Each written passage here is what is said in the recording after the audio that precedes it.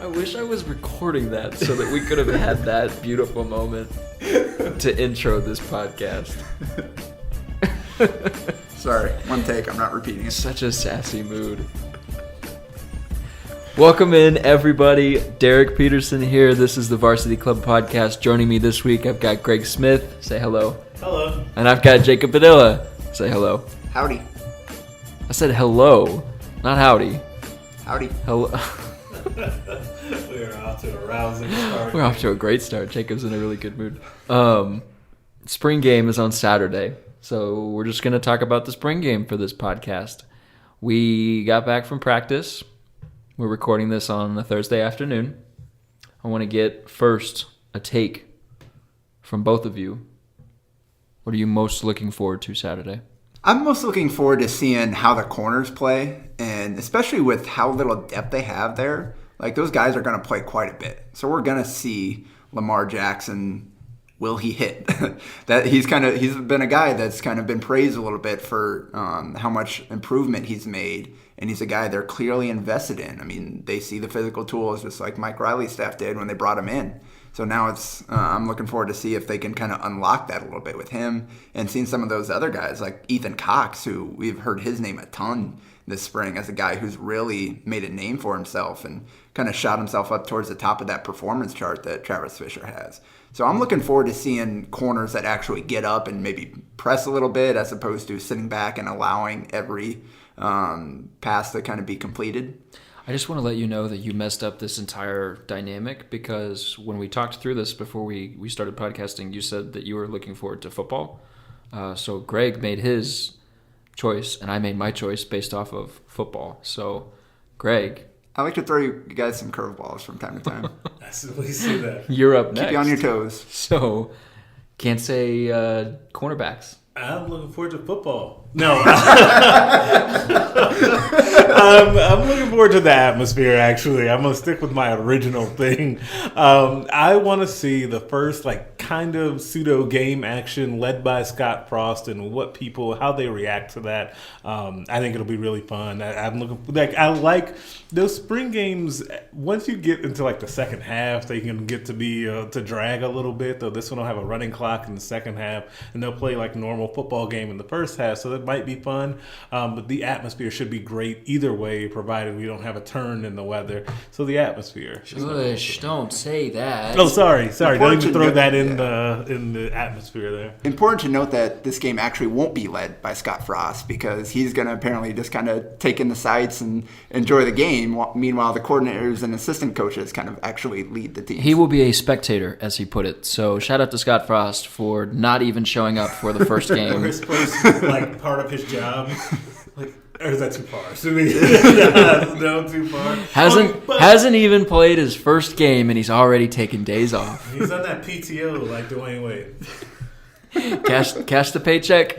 Now it's time to just sit back and relax. But when he runs Scott, out, I love you. Yeah. Please don't. When he runs out of the tunnel, because I assume he's going to lead them out of the tunnel, unlike what Mike Riley did. Sorry. The roar from the crowd in that moment will be awesome. It should be really cool when that happens. Yeah. I am working on a story from the fans' perspective, and everybody that I've talked to, that's the thing that they're looking forward to most, is seeing him run out of the tunnel. He's one of their own. Yeah. The thing that I'm looking forward to most, kind of touches on what you touched on, Jacob. But I just want to see people hit each other. I just want to see people get blown up. That's what I want to see. Derek, I'm picturing, noted fan of violence. Yeah. I'm picturing the Wisconsin game, the block that the kid just got decleated. I don't want anyone getting hurt. I don't want someone to get hurt. Let me say that right now. But after last season and all of the bad things that happened at the end of last season, I want to see. Yes. Who was it? Was it Eric Schneider or was it Scott Frost that was talking about how DiCaprio Boodle, they have to rein him in and be don't kill people. I want to see someone hit. I want to see them tackle. Chineno is like enabling them to go do that, and I want to see someone hit. That's what I'm looking forward to the most. I don't think they're gonna hold that back in the game though. Like I think it's to me, I'm trying to picture the two things that they can't do is they can't scale back the offense and try to slow things down, and they can't put the reins on the defense and say don't go out there and hit people. So we should end up getting that right, and we should get some exciting offense because you can't preach that all spring long, and then as soon as the spring game hits, you decide to really rein it in. I think that would be odd, so I'm hoping that results in a little bit more exciting football. So for this podcast, this was Jacob's idea too, and I commend him because it's a really good idea. It's one of the first ones you've had in a while. We are going to draft fantasy spring game rosters. Not full rosters. We're going to take 5 guys each and see who wins. We need to work out the scoring, though. We were supposed to do this before we started, and we didn't. So I suggested we do it, and then you said, "No, we'll just figure it out on the podcast." So I think 10 yards rushing, 10 yards receiving each is a point, like normal fantasy football. Should we just do rules like that, like normal fantasy for the offense? What do we do for the defense? For defensive players? That was what I was wondering. Yeah, do we actually, and how do they? What do we put weights on things? Because obviously you're gonna, as an offensive player, you're probably gonna rack up more stats than defensive player. So why would anybody take a defensive player in our 5? Let's say you get 2 points for every tackle. Let's say you get 3 points for every tackle for loss. Let's say you get 5 points for a sack, and 5 points for like a fumble recovery or an interception. And we'll say on the other side for offense, we'll kind of make it even. You get a point for every 10 yards, and you get 5 points for every touchdown. Okay. That sound good? Yeah, but what about completions? Might be a way to balance it. We're not going to worry about that. We can figure that out later. Okay. We'll get that, but just so just so that we have the a general framework. basis. Yeah, just so we have. I'm not on your sheet, by the way. Oh, I put Derek twice. Oh, I get 2 look at teams? that. You're giving Derek 2 teams. I get 2 teams. So I'm definitely going to win. Yeah. If we're going just total points added up, I think I'm definitely Oh, going we're to win. going aggregate, so it would be the average between. You also spelled Greg's name wrong. For those listening at home, Greg's name from here on out is G Reg. There's a space between the G and the R in Greg's name. Just for your guys' future reference when you refer to him on Twitter or in person. G Reg is and his that name. is a serious inside joke here, based on our Slack channel and my inability to type. That works for me. So does that mean should G-Reg get the first pick? I was just about to say I think we should give Greg the first pick. We can do that just fine. That was just no. So we going 1, 2, 3. We'll just and go. then 3, We'll go 2, back. 1? Yeah, we'll do snake. Yeah, snake. We'll snake. All right. So we'll start at the bottom with Greg. So You got the first with overall the first pick. pick. The first pick. 2018 spring game draft. I select wide receiver Mike Williams. Ooh, Sleeper. big one. Yeah, we've heard a lot about him this offseason. It's really funny. We were looking at quotes, and Troy Walters said word for word the exact same thing today about Mike Williams that he said exactly a week ago about Mike Williams. So consistency. It's great. All right. So second pick, that's going with me. I'm going to make a homer pick and take my guy Noah Vedral here. I think he's the quarterback that's most familiar and most set up to have a good game. And they said they're going to split up the quarterback reps 50-50 on both teams, correct? So they should. So all the quarterbacks should get a chance to play a fair amount of. So I'm going with the guy who's most comfortable with what they're trying to do. Right, and now. he figures to be the guy that would have the best day. Yeah. I guess the smart thing to do would be to take quarterbacks with the first pick because there's 4 and there's 3 of us. I want Adrian Martinez because if we get points for passing and rushing, I want Adrian Martinez. I think he's going to have a good game. I think he's going to be one of those guys they want to get a lot of reps to. Just one extra rule here. How about we each only take one quarterback? That way that's nobody fine. doubles up. That's fine. All right. Yeah, that'd be mean if he then took another one and then you took another one, leaving me with no one. Oh man, so then like last kid on the playground, like who's going to be last? Tristan Is it Jevia or Andrew Bunch? We'll see who I decide to take. Do I get another pick now? Yeah, now it's you get another pick. Give me Greg Bell. Oof. Ryan Held keeps talking about him. Talked about him again today. It was a week or so ago that he said he had the best practice of anyone. When we ask him about running backs, Greg Bell has been the guy that he's kind of given unsolicited praise towards the most. So he's my guy. That's a good call.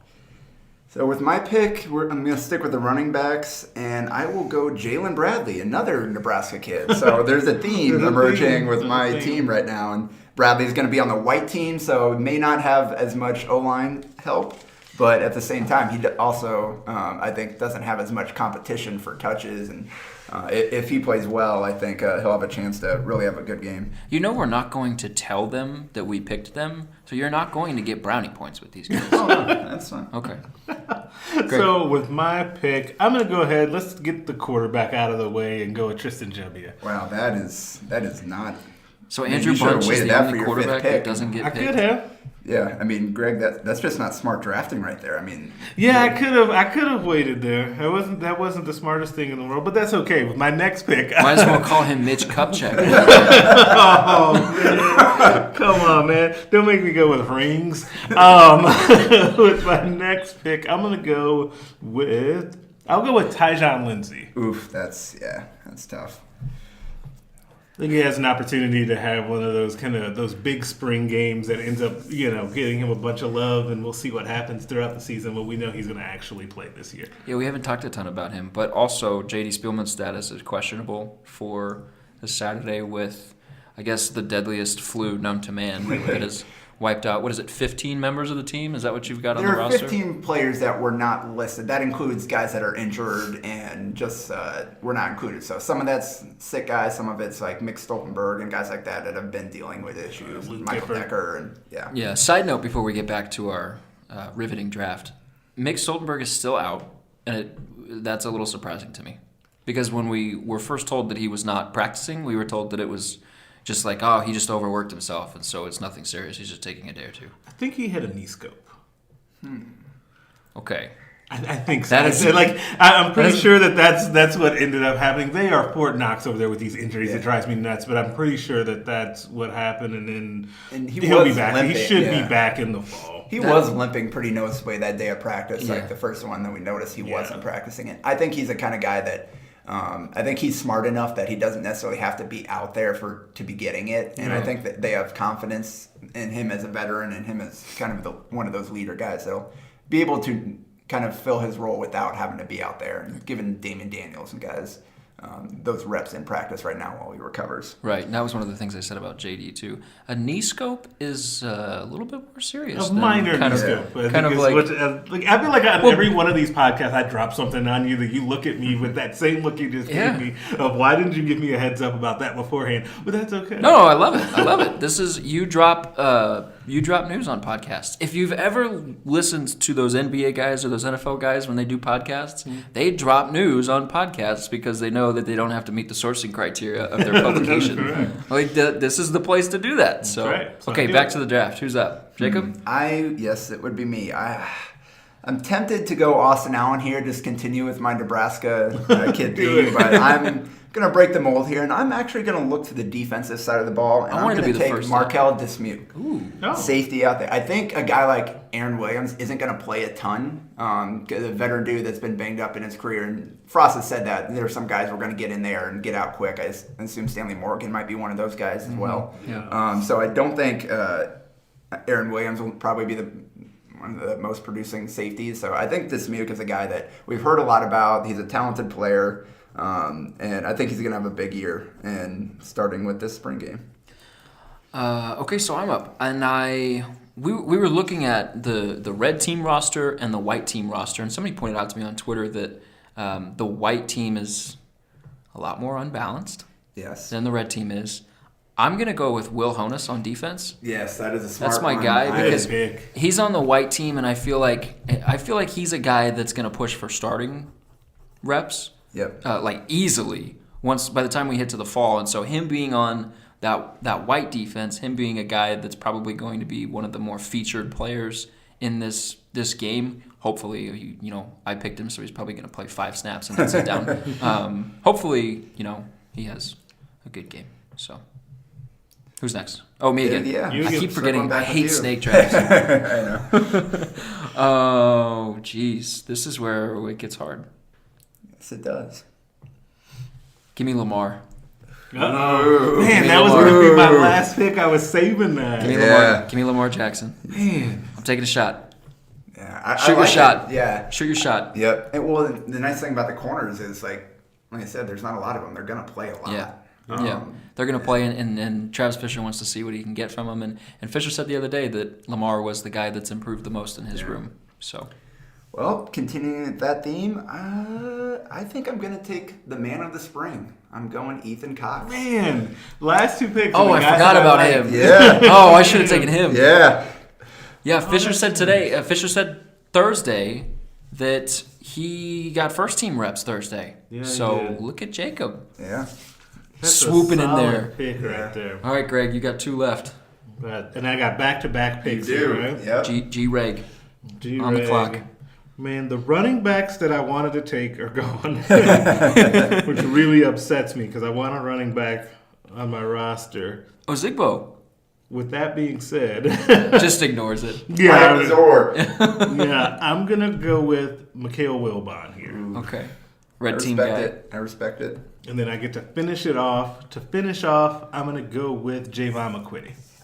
Ooh. He was the guy I was looking at. Good, because you took Ethan Cox from me, so Yeah. that was who I really wanted to take.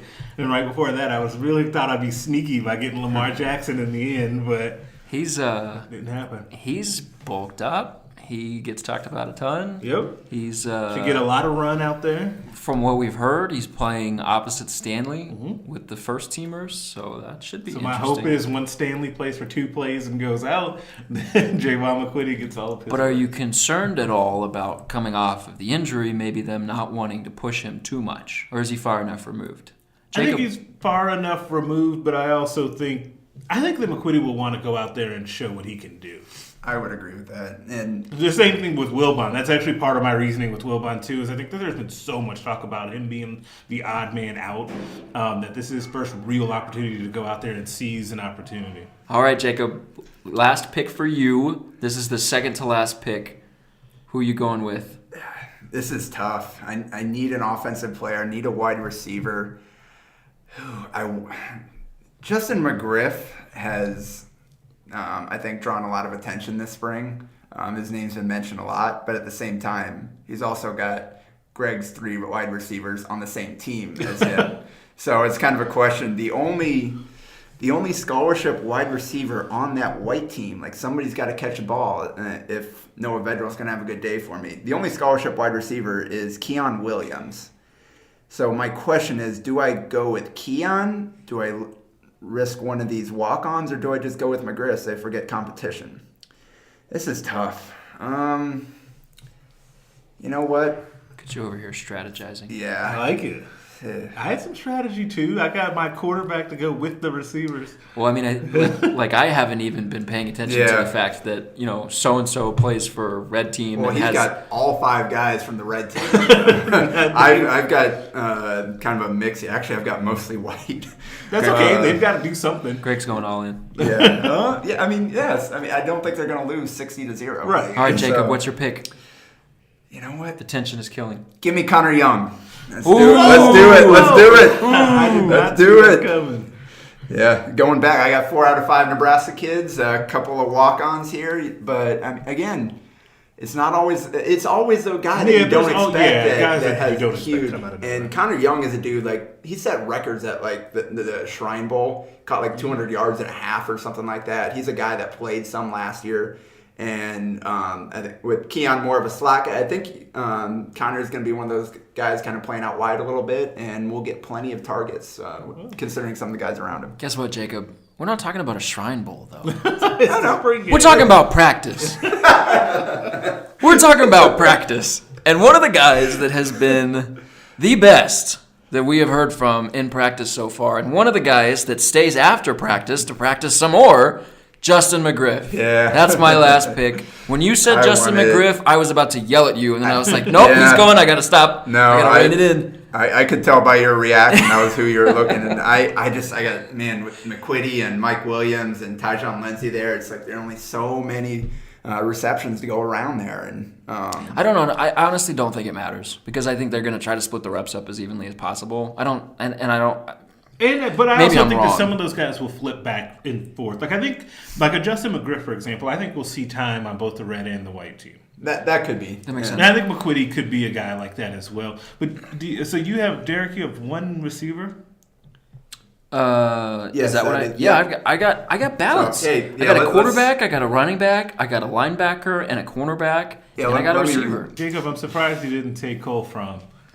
Well, it's tough to know how much kicking is going to happen, and they're going kicking on air, so I feel like that would have been cheating. But he would have been my 6th pick. Good.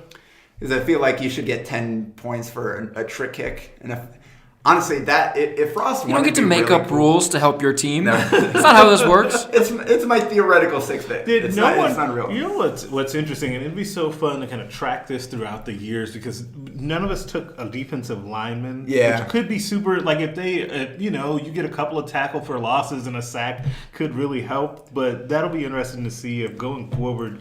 If they insert guys into the team that you would be like, whoa, as a defensive lineman, that guy I want on my team, or as an outside linebacker. And I think that some of these draft picks tell you a little bit about what you think the strength of the team is and what you're going to see out there. Yeah, I think it also says something about scheme, too. Vogel was talking about this the other day, that the defensive line, I think it was Brandon that was talking about this, the defensive line feels like they're more about just kind of filling up gaps and taking on blocks, and then in this scheme, the linebackers are the guys that are going to shoot through and go get tackles for loss and go get sacks. And that's how it works like in a normal 3-4, one that actually tried, as opposed to the last one where nobody actually went and got tackles for loss. But and then you have, and then if you've got a couple of special defensive ends, like Pruitt, or was it Pruitt or Tuitt? Stephon Tuitt. Yeah, that was at Notre Dame. Like if you got someone like that, then you have a defensive line that's doing really well. Otherwise, yeah, for the most part, there are some like nose tackles that are kind of like penetrating guys that'll break through the pocket, but a lot of those defensive line sacks, they'll get some, but it'll be more like a breakdown by the offensive line and them just winning their individual matchup and the quarterback not getting rid of the ball quick enough. But yeah, I think the majority of the sacks will come from the outside linebackers. It's just a position that I'm not comfortable enough in right now.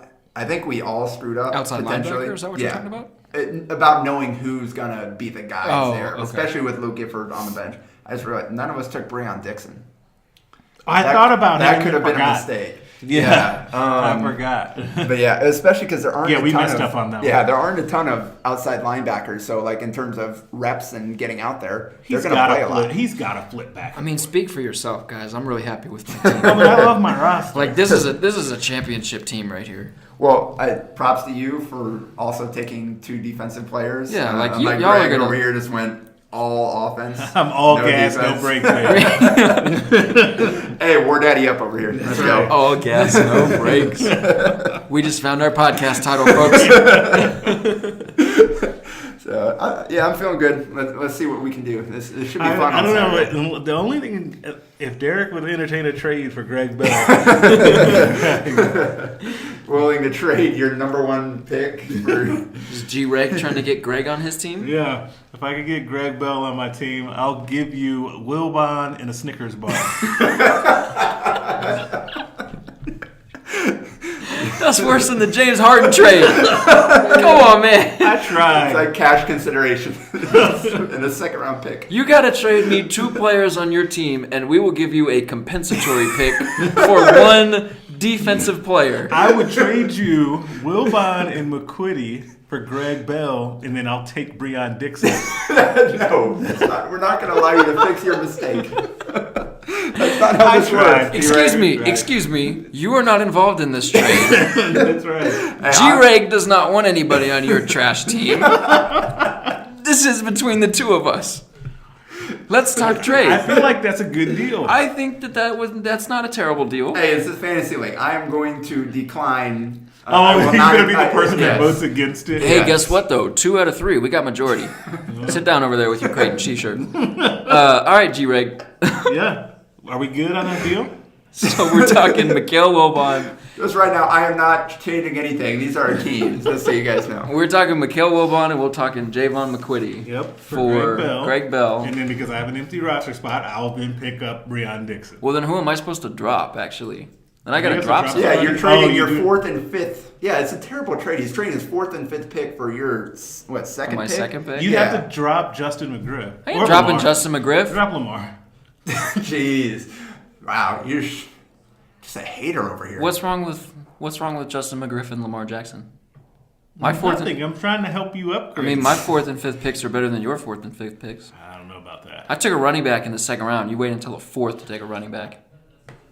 You know what? I did it. I'm out. Oh, come on. I'm out.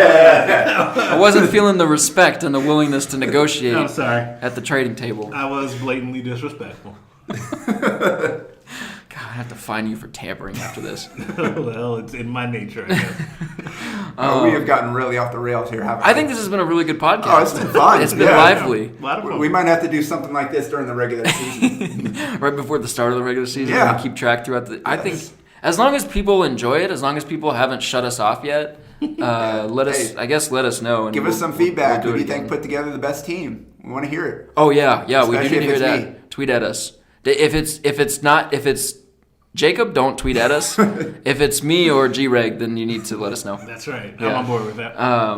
Unless you want to tell Jacob that his team is trash as well, in which case feel free to tweet at us, DM us, do whatever, send us an email or whatever. I want to ask you guys before we close this thing out, a takeaway from this entire spring, because by the time we get through this game and then we get through, I think we're assuming that Tuesday we'll get practice or something like that. We might not get to go talk to them after practice, but they got one practice left. Spring's almost wrapped up. Give me a takeaway from this entire ordeal. We'll start with you, G-Reg. So my takeaway has been, it's not about the actual players. It'll be about the staff. Remember in Drumline, one band, one sound?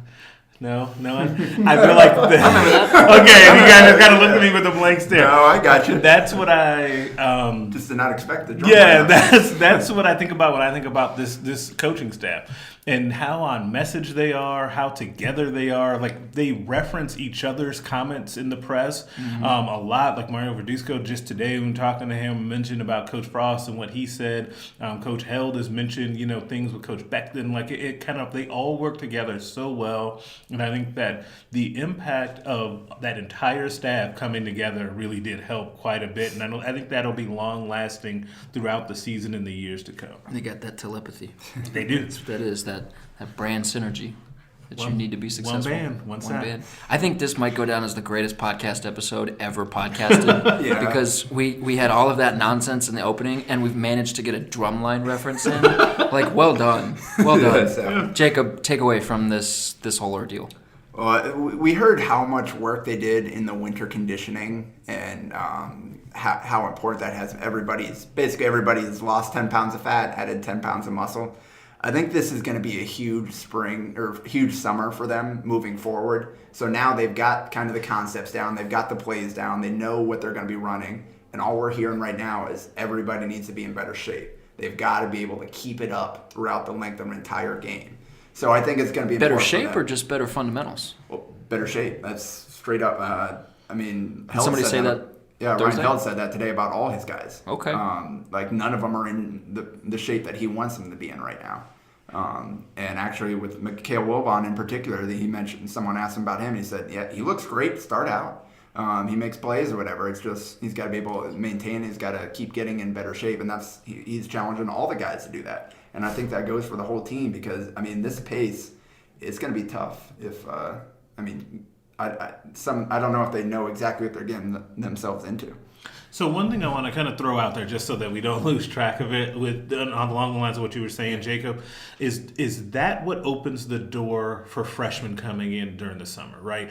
So we know that those guys have playbooks. Like I know that Miles Jones and I know that Maurice Washington has one. I know Caleb Tanner has been doing a lot of work as well. But is that what gets them in the door, so to speak? Is that if Maurice Washington can come in here and his wind is correct and he's able to come in and run plays consistently and at high efficiency for an entire practice, does that give him a little bit more of a boost than a traditional freshman coming in? I think that'll be something interesting to keep an eye on with some of those skill position guys, because we talk a lot about everybody loves to throw those guys into the mix. They're usually not ready. Could that actually help them? Well, but at the same time, how many times do high school kids have the same kind of conditioning and they have workouts? not been working with Zach Duvall. Exactly. So that's going to be new to them too. So they're like the guys got used to how. Heck, we had a couple of people that end up in the hospital just based on what they were doing. So I think that could go either way there. But, yeah, I think this is just a huge summer for them to continue working out, get in the shape they need to be, and then make sure they retain everything that they learned in the spring so they can hit the ground running when the fall camp rolls around. I think the fact that they spent an entire winter with Zach Duvall in that training program and the coaches still want them to be in better shape, I think that tells you everything you need to know about the pace of what we're about to witness whenever September rolls around. It'll be interesting seeing this game alone, especially with some of the lack of depth they have at certain positions. Yeah. And they might have to have guys play a ton on both sides just so you have enough bodies to make it work. Like these cornerbacks, you've only got 2 cornerbacks listed on the white team and 3 on the red team. Like there's only 5 cornerbacks that are on the rosters right now that are set to play.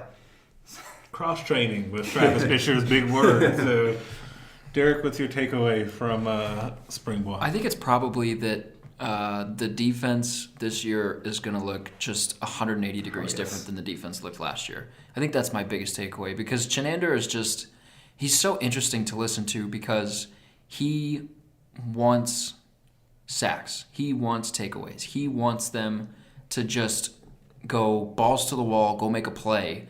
And like he said it today. I want my corners to go make a big hit. I want my corners to go try to make a play on the ball. If you miss, so what? The safety's there to cover you. So if they can get guys that are fundamentally sound and that they're in position and they don't have coverage busts, like it's going to be very interesting to see if that opens up a guy like Lamar Jackson to just go play with his hair on fire and do what he wants to do and go after the ball. Hits and picks is what he said. I want to see them get sacks. You hear we've heard Freedom. We heard Carlos talk about they just want to get sacks. I think that's probably my biggest takeaway is just how aggressive it sounds like they want to be. And I don't know if I was necessarily thinking that it was going to be like to this level coming into the spring, but it is, and that's exciting. And I think it's probably going to be exciting for other people too. Yeah. No more strain. Yeah. Oh man. Yeah, and that's I'm team get rid of the strain. Yeah. And get after some people. I think it's easier to play in Norman defense now, so that way. yeah. I'm happy for that. You know what else is in Norman? The Jumpman. Oh boy. We're not going there. No, we're gonna that note. Let's wrap this thing up. Houston also signed with Jordan. Did you guys see this? No, the Houston basketball team signed with Jordan. Does that maybe make Jordan a little less cool? Well, Jordan, you know what? I'm not gonna throw my Michael Jordan hatred onto this and get the hate mail. Michael Jordan hatred? See, what did I just say? What? As a guy from Chicago, Michael Jordan hatred. What? Yeah. You should never be allowed back in that city. It's my city. You shouldn't even be able to say that's my city. It's still my city. No. What? He's Michael the fake Jordan? MJ. Oh. Magic Johnson is the real MJ. Oh, I my told you. Why did you start this? You started this. No, you did. Oh my goodness. Whew. I can't. I'm speechless. Like, it's one thing to say LeBron is better than MJ. We will entertain that argument. I think he is too. But LeBron's a supercharged Magic. There's a handful of guys. But to say that Michael Jordan isn't even the real MJ, that's Magic Johnson. What? He's the 4th best player ever. Who's second? No, well, we didn't get to 1. 1 is Kareem. 2, are all 4 Lakers? I could do that, but I'm not going to. Kareem is 1. LeBron is 2. Magic Johnson is 3. The other MJ is 4. Kobe is 5. Y'all can't see my face right now. No. Kobe is 5. Tell me where you saw a lot. Y'all can't see my face right now, but my eyeballs are about to pop out of my head. Are you on something? There's a joke about tomorrow in this.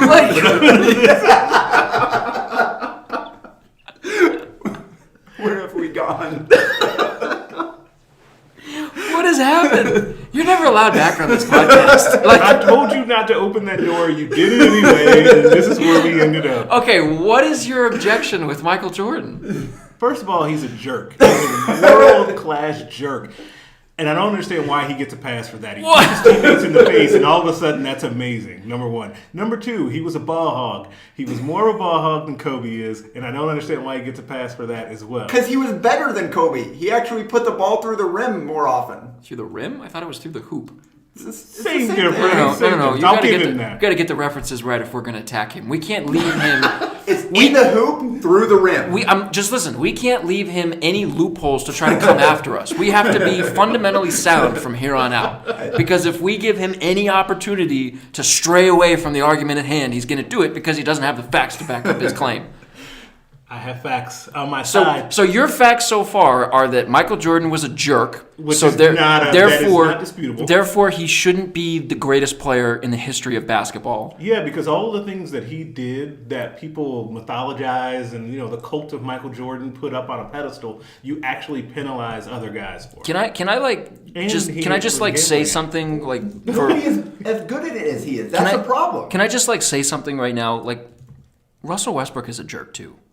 Like, he is, and he gets crushed for it. He's a jerk, not away from basketball, but in the confines of the basketball world, he's a jerk. And I'm not about to say that he's a terrible trash human being. He's incredible. He's not a trash human being. So jerk and ball hog. Do you have like numbers or? Oh, come on now. We're not getting into numbers. I mean, we don't need that. All of your Michael Jordan slander, is it all based on personality flaws? Actually, now that you mention it, maybe. And I think that Kareem was a better player than him. He impacted the game more. He's more dominant. You know that did you see Sports Talk Joe in that thread that he had of all the defenses that Michael Jordan went against? Yeah. So the ones that Kareem went against were worse, and he was as tall as the Statue of Liberty. Of course he was going to put up 25 and 15. He had the most indefensible shot in the history of basketball. Because everybody else was my size. That's not true. Magic was on his team. He was 6'10". There were big guys. Robert Parrish was out there at some point. I just thought of one. You just named 3 people. 3 people. It was 2 of them on his team.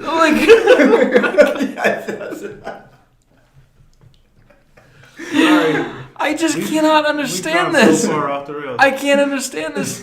And actually, I want to go a little bit deeper into my psyche with this thing. The part of the reason of my Michael Jordan hatred is because that first championship came against the Lakers and ended Magic Johnson. There we go. That is a big factor in this. So, it's like David talking about James Harden. Yes, I had the same thought.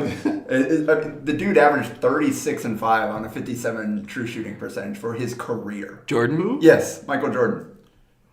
The real MJ. 36 and 5 on, what did you say? 57 true shooting. Look up Kareem. Your argument was that we're not focused on Kareem right now because I'm not about to slander Kareem because he's really good. But at the same, you have to acknowledge that he was playing against people that had the athletic ability of me. After my torn ACL. So let's focus on your Michael is not the real MJ. So Magic Johnson, the greatest point guard to ever walk, is better than the fake MJ. I thought Lonzo was the greatest point guard to ever walk. He's number 3. Who's 2? I couldn't think of Derek Fisher. So I'm out. I'm walking out of this room right now. I'm walking out of this room right now. Thank you guys for joining us on this week's Varsity Club podcast. We will be back next week, probably not including Greg Smith.